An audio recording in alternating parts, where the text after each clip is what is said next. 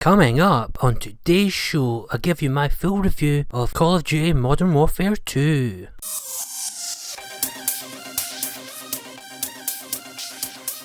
Hello YouTube, it's PS3 Gaming Scotland here and welcome back to another video. Hope you guys are well and gaming lots. So in today's video, I've just platinumed Modern Warfare 2 2022 and I'll be going over my review of the campaign in Spec Ops and also try to earn the Platinum Trophy as well. So yeah, if you've not played the game, I recommend this one, it's really good. But yeah, let me know your thoughts down below in the comment section. And yeah, this is sort of my review of the campaign in Spec Ops and what it was like to earn the Platinum Trophy in Modern Warfare 2 Reboot in 2022. So first up then we had the campaign. Now this campaign had 17 missions. There was a lot of variety in terms of mission structure.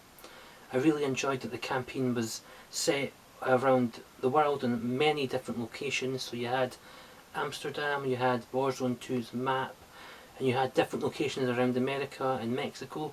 So this was a continuation from Modern Warfare 2019. So this campaign in 2022 is set 3 years after the events of Modern Warfare's 2019 campaign. So as I said, there was lots of variety in terms of missions.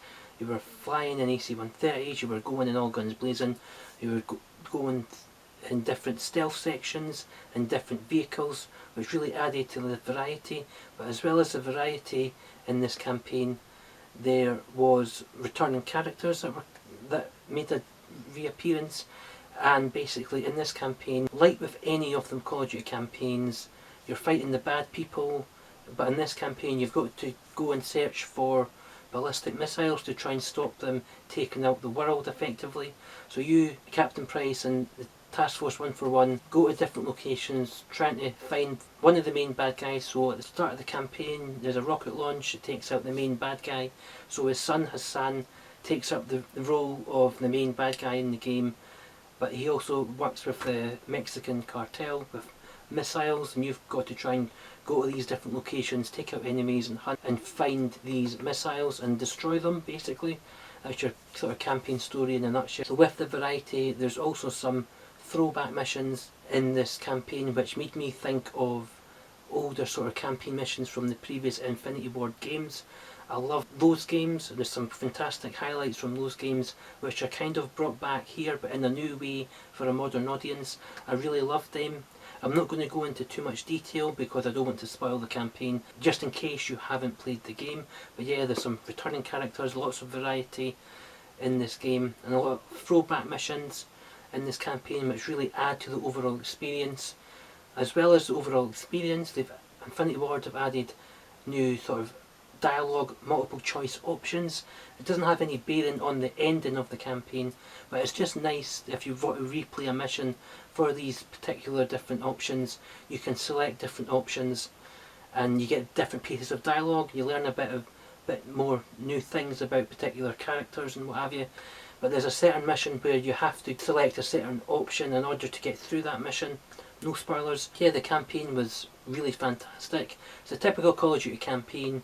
This couple of set pieces going in and all guns blazing, really good camaraderie, and yeah, I recommend this campaign. As well as the campaign, there was Spec Ops. This is like Call of Duty's third mode.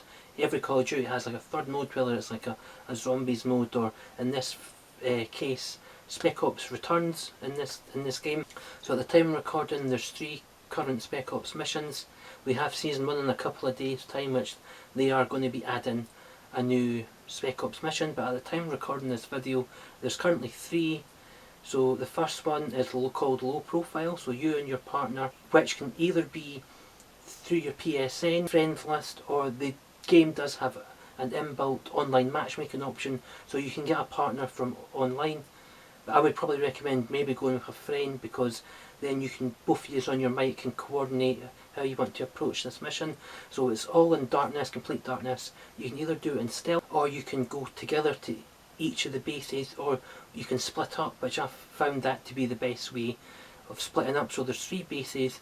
In this mission you've got to collect 3 pieces of uranium. Now in each base, A, B and C, there's 3 different locations to find the uranium basically.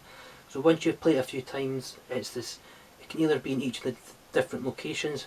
Enemies are the same every time you play, so you can get good at taking out snipers, or you can get good at taking out the enemies. So base A, you come in, you land on the roof ideally, take out the enemies, and this base is full of sort of trip mines and lasers.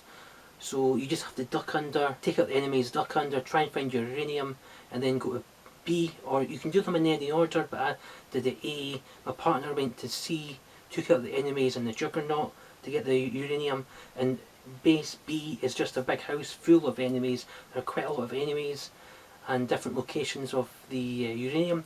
So once you get all 3 pieces of uranium, you then have to leg it to the other end of the map, you and your partner. There's enemies you've got to take out on the way there to get to the heli. And then once you get in the heli, you complete the mission. Now in this mission, it's either 15 or 16 minutes. I think it's 15 minutes you have to complete this mission in order to get your 3 stars. So second mission is Denied Area. This is the hardest mission of the Spec Ops campaign. So as I said, Denied Area is the second mission of the Spec Ops campaign.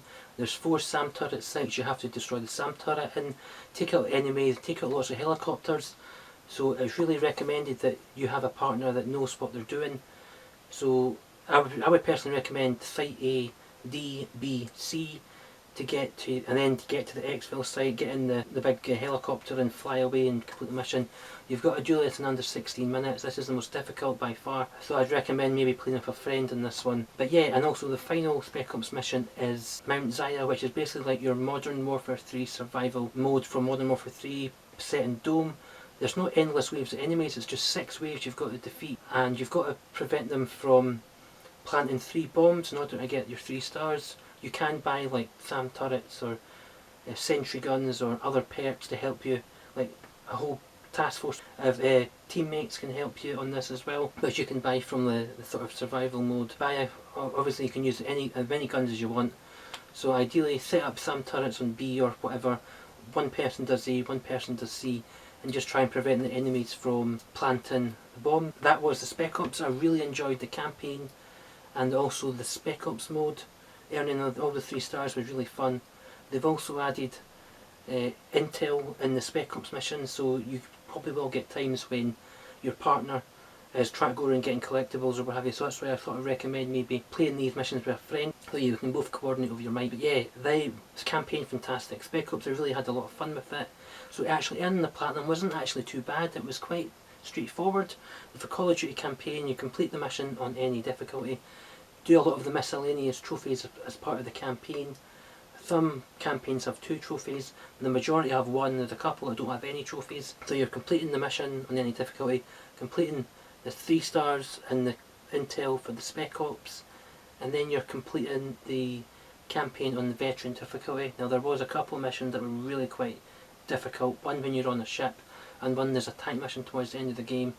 That was really difficult. You've got to try and blow up the tank with 3 pieces of C4 which are dotted around the base with lots of enemies coming at you, so that was really difficult. But apart from that, it was really doable. I really thoroughly enjoyed this campaign, and my favourite trophy was there's this mission where you've got to complete the whole campaign without firing a gun.